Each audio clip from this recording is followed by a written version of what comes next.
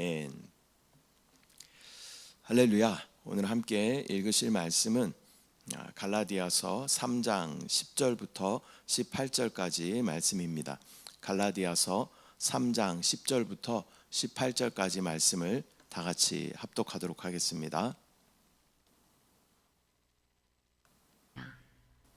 무릇 율법 행위에 속한 자들은 저주 아래에 있나니 기록된 바 누구든지 율법 책에 기록된 대로 모든 일을 항상 행하지 아니하는 자는 저주 아래에 있는 자라 하였습니다.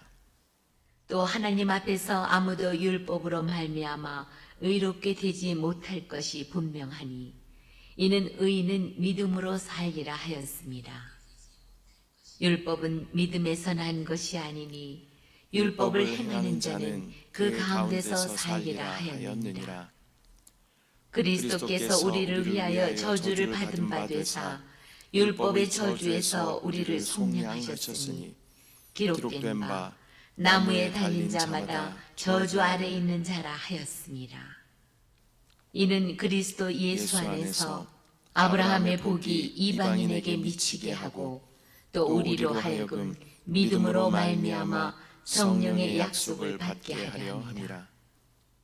형제들아, 내가 사람의 이해대로 말하노니 사람의 언약이라도 정한 후에는 아무도 패하거나 더하거나 하지 못하느니라. 이 약속들은 아브라함과 그 자손에게 말씀하신 것인데 여럿을 가리켜 그 자손들이라 하지 아니하시고 오직 한 사람을 가리켜 내 자손이라 하셨으니 곧 그리스도라. 내가 이것을 말하노니 하나님께서 미리 정하신 언약을 430년 후에 생긴 율법이 폐기하지 못하고 그 약속을 헛되게 하지 못하리라. 만일 그 유업이 율법에서 난 것이면 약속에서 난 것이 아니니라. 그러나 하나님이 약속으로 말미암아 아브라함에게 주신 것이라. 아멘. 할렐루야. 오늘은 갈라디아서 3장 10절부터 18절까지의 말씀을 우리가 함께 읽었습니다. 오늘의 본문은 어제에 이어서 복음의 핵심인 믿음으로 의롭게 된다, 이 신칭의 이 진리에 대해서 설명하는 그러한 부분입니다. 사도 바울은 편지의 수신자인 갈라디아 교회 성도들에게 안타까움을 드러내면서 그들이 다시 율법으로 돌아가려는 그러한 모습을 강하게 책망하고 있는 그러한 말씀입니다. 믿음으로 시작한 그들이 다시 행위로 또 다시 율법으로 다시 종교로 돌아가는 모습을 보면서 우리 역시 그들을 책망할 것이 아니라 우리의 신앙생활도 다시 한번 점검해 봐야 할 줄 믿습니다. 저와 여러분은 믿음으로 의롭게 된 자들인 줄 믿습니다. 근데 우리가 신앙생활의 여정들을 이렇게 보면 우리는 믿음으로 말미암아 이 복음을 받아들이고 구원에 이르게 됩니다. 그런데 교회 안에 들어와 보면 교회 안에는 많은 어떠한 형식적인 그런 어떤 것들이 있죠. 전통적인 그러한 것들이 있습니다. 근데 그래서 그것이 마치 어떤 믿음의 기준인 것처럼 우리가 다시 되돌아가려는 그러한 경향들이 우리 가운데 있다라는 것입니다. 그러나 우리가 정확하게 기억해야 할 것은 우리는 믿음으로 구원받은 자들인 줄 믿습니다. 율법은 절대 우리를 구원하여 줄 수 없습니다. 율법은 우리의 죄를 드러나게 하는 그러한 작용을 하는 것이지 우리를 구원할 수 있는 그러한 구원자는 될 수 없다라는 것을 우리는 정확하게 깨달아야 할 줄 믿습니다. 다만 우리는 오직 믿음으로 말미암아 구원받은 자들인 줄 믿습니다. 믿음으로 시작한 그들이 다시 행위로 돌아가는 모습을 통해서 우리의 신앙을 다시 한번 점검해 봐야 할 줄 믿습니다. 먼저 10절 말씀. 무릇 율법 행위에 속한 자들은 저주 아래에 있나니 기록된 바 누구든지 율법책에 기록된 대로 모든 일을 항상 행하지 아니하는 자는 저주 아래에 있는 자라 하였음이라. 사도 바울은 율법을 지키려는 자들은 모두 율법의 모든 조항을 완벽하게 지켜야 하는 그런 무거운 짐 아래 놓이게 되며 또 그렇지 않으면 저주 아래 있다라고 강조하고 있습니다. 율법은 9가지를 지키더라도 한 가지를 지키지 못하면 그것은 범하게 되는 것입니다. 여러분, 율법이 저주일까요? 율법은 누구에게서 나온 것일까요? 율법은 하나님께서 모세에게 시내산에서 주신 것이 율법입니다. 하나님께서 나온 것이 저주일 수 없는 것입니다. 하나님께로부터 나온 이 율법은 선한 것이었습니다. 그러나 무엇이 저주입니까? 이 율법을 지키지 못하는 사람, 저와 여러분이 저주가 되는 것입니다.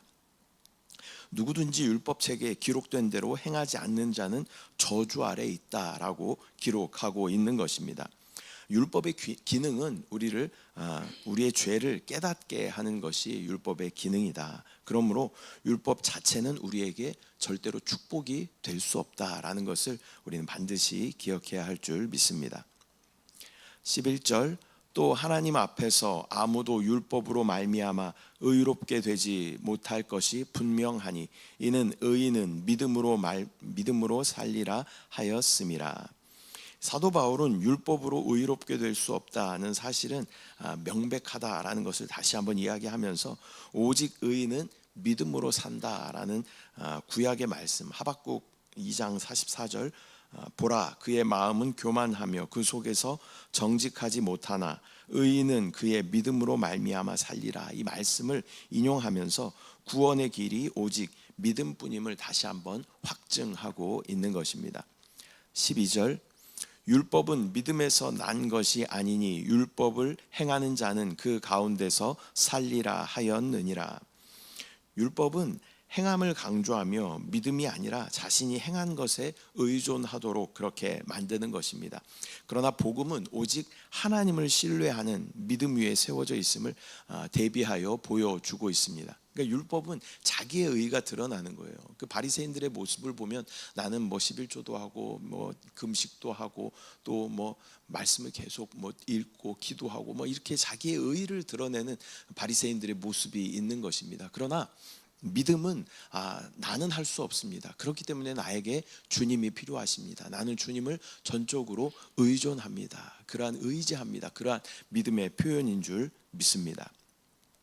13절 말씀 그리스도께서 우리를 위하여 저주를 받은 바 되사 율법의 저주에서 우리를 속량하셨으니 기록된 바 나무에 달린 자마다 저주 아래에 있는 자라 하였음이라.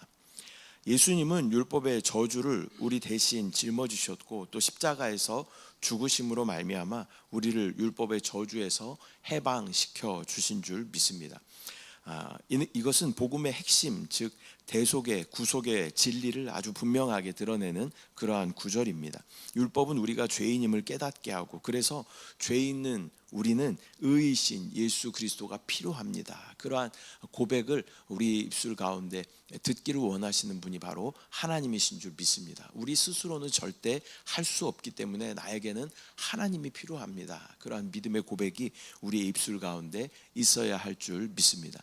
예수 그리스도께서 십자가에서 죽으심으로 피를 흘리심으로 말미암아 그 보혈의 능력에는 율법의 저주에서 우리를 속량하시는 놀라운 능력이 있다라는 것을 우리는 믿음으로 바라보고 순간순간 주의 보혈을 의지해야 할 줄 믿습니다. 14절 말씀 이는 그리스도 예수 안에서 아브라함의 복이 이방인에게 미치게 하고 또 우리로 하여금 믿음으로 말미암아 성령의 약속을 받게 하려 함이라. 그리스도의 희생으로 인해서 아브라함에게 주어진 그 복이 모든 이방인에게 열렸고 또 우리가 믿음으로 성령을 받게 되었다라고 말씀하고 있습니다. 이 말씀은 복음의 보편성과 또 믿음으로 축복을 누리게 된다라는 귀한 선언이 되는 줄 믿습니다. 저와 여러분도 이방인이었습니다. 그러나 모든 이방인에게 또 이 복음이 또 아브라함의 복이 이방인에게 미치게 되었다라는 것입니다. 아브라함에게 임한 그 축복이 율법으로 인해서 우리 가운데 그 축복이 임한 것이 아니라 아브라함의 믿음으로 인한 그 축복이 모든 이방인인 저와 여러분에게도 미치게 된 줄 믿습니다. 15절 말씀 형제들아 내가 사람의 예대로 말하노니 사람의 언약이라도 정한 후에는 아무도 패하거나 더하거나 하지 못하느니라. 사람 사이의 약속도 일단 맺어지면 폐기하거나 수정할 수 없는 것처럼 하나님의 언약은 더욱 확고하다라는 것을 설명하고 있습니다. 이것은 아브라함에게 주신 그 하나님의 약속이 율법보다 훨씬 더 먼저 있었다라는 것을 말씀하며 이것은 절대 변경되거나 소멸될 수 없다라는 것을 강조하는 그러한 말씀인 줄 믿습니다. 16절 말씀 이 약속들은 아브라함과 그 자손에게 말씀하신 것인데 여럿을 가리켜 그 자손들이라 하지 아니하시고 오직 한 사람을 가리켜 내 자손이라 하셨으니 곧 그리스도라. 하나님의 약속은 자손들이 아니라 한 사람의 자손으로 표현되고 있으며 이 자손은 바로 예수 그리스도를 가리킨다라고 말씀하고 있습니다. 즉 모든 복의 근원이 바로 그리스도 안에 있다라는 사실을 우리 가운데 다시 한번 정확하게 설명하는 말씀인 줄 믿습니다. 그 아브라함에게 축복했던 모든 그 복이 아브라함의 자손들이 아니라 자손 그 한 사람 바로 예수 그리스도 안에 다 포함되어 있고 예수 그리스도를 믿는 모든 자들은 구원을 얻게 되며 그 안에 모든 축복을 누리게 되는 줄 믿습니다. 저와 여러분이 예수 그리스도에 대한 정확한 믿음이 있으면 만유의 신 그분의 놀라운 축복을 충만하게 누리게 되는 줄 믿습니다. 17절 말씀, 내가 이것을 말하노니 하나님께서 미리 정하신 언약을 430년 후에 생긴 율법이 폐기하지 못하고 그 약속을 헛되게 하지 못하리라. 율법은 아브라함에게 주신 하나님의 언약보다 430년 뒤에 생긴 것이기 때문에 이 율법이 그 언약을 폐기하거나 바꿀 수 없다라고 명확하게 말씀하고 있는 것입니다.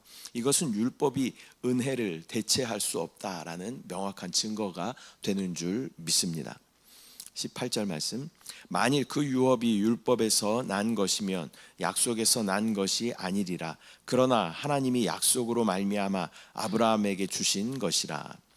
만약 그 유업이 율법에서 난 것이라면 하나님의 약속은 더 이상 유효하지 않게 되는 것입니다.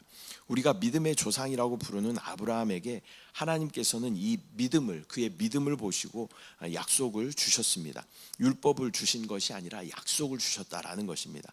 율법보다 430년 먼저 약속이 있었고 그 약속은 너는 복이 될 것이다 라는 그런 축복의 말씀, 약속이었습니다.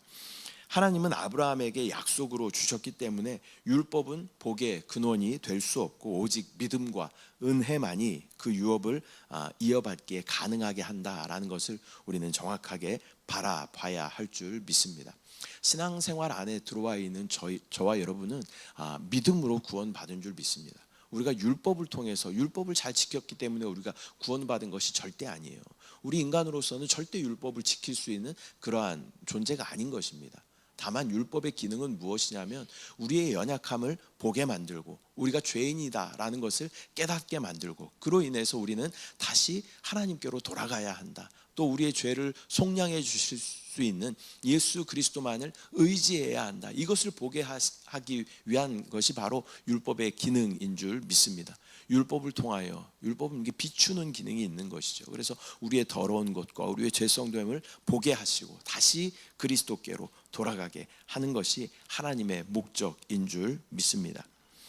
오늘은 갈라디아서 3장 10절부터 18절까지의 말씀을 우리가 함께 나누었습니다. 오늘의 본문은 복음이 철저하게 어떤 사람의 행위나 노력에 의해 되는 것이 아니라 하나님의 은혜와 믿음으로 되는 것이다 라는 것을 다시 한번 강력하게 우리 가운데 선포하는 말씀입니다. 구약의 아브라함의 예를 들으면서 또 복음의 본질이 율법이 아닌 믿음으로 이어졌다라는 것을 강하게 증명하고 있는 것입니다. 또한 그 중심이 바로 예수 그리스도이심을 다시 한번 정확하게 말씀하는 것입니다. 이 율법이라는 것은 그림자이죠. 그림자. 그 그림자의 실체가 누구냐면 예수 그리스도입니다. 예수 그리스도께서 뭐라고 말씀하시냐면 율법의 마침이 되신다라고 말씀하고 있는 것입니다. 예수 그리스도께서 오셨기 때문에 율법은 끝난 것입니다. 그래서 우리는 그리스도 안에 생명의 성령의 법이 우리의 이제 법이 되는 것입니다. 주님이 우리 안에 계심으로 말미암아 우리는 우리 안에 거하시는 그리스도의 그 생명의 성령의 법을 따라 우리가 행하게 된다면 우리는 하나님의 요구를 넉넉하게 이루게 되는 줄 믿습니다. 오늘의 말씀을 통하여 우리의 신앙이 또 어느새 행위로 치우쳐 있지는 않은지 다시 한번 점검하며 또 다시 오직 믿음이라는 이 복음의 본질로 돌아가는 저와 여러분들 되시기를 축복합니다. 기도하겠습니다. 사랑의 주님, 은혜와 사랑을 감사드립니다. 오늘 갈라디아서 3장 말씀을 통하여서 율법이나 행위가 아니라 오직 믿음으로 구원받았음을 다시 한번 정확하게 말씀하여 주심을 감사합니다. 우리가 신앙생활 안에 들어와 있다 보면 교회 안에 많은 어떠한 형식적인 것들, 율법적인 것들이 우리를 다시 우리를 죄 가운데 또 처하게 하며 또 그 가운데 마음을 빼앗기게 하는 것을 우리가 경험하게 됩니다. 그러나 다시 복음으로 돌아갈 수 있도록 주여 인도하여 주시고, 복음이신 예수 그리스도 안에 머물므로 또 그 안에 생명의 성령의 법이 우리의 법이 됨을 믿음으로 바라볼 수 있도록 주여 인도하여 주시옵소서. 또 이 새벽도 부르짖어 간구하는 기도 가운데 응답하신 주님을 믿음으로 바라볼 수 있도록 주여 은혜를 더하여 주시옵소서. 역사하신 주님을 찬양합니다. 주님을 사랑합니다. 감사드리고 예수님의 이름으로 기도드립니다. 아멘. 하늘에 계신 우리 아버지여, 이름이 거룩히 여김을 받으시오며 나라가 임하시오며 뜻이 하늘에서 이루어진 것 같이 땅에서도 이루어지이다. 오늘 우리에게 일용할 양식을 주시옵고 우리가 우리에게 죄 지은 자를 사하여 준 것 같이 우리 죄를 사하여 주시옵고 우리를 시험에 들게 하지 마시옵고 다만 악에서 구하시옵소서. 나라와 권세와 영광이 아버지께 영원히 있사옵나이다. 아멘. 할렐루야.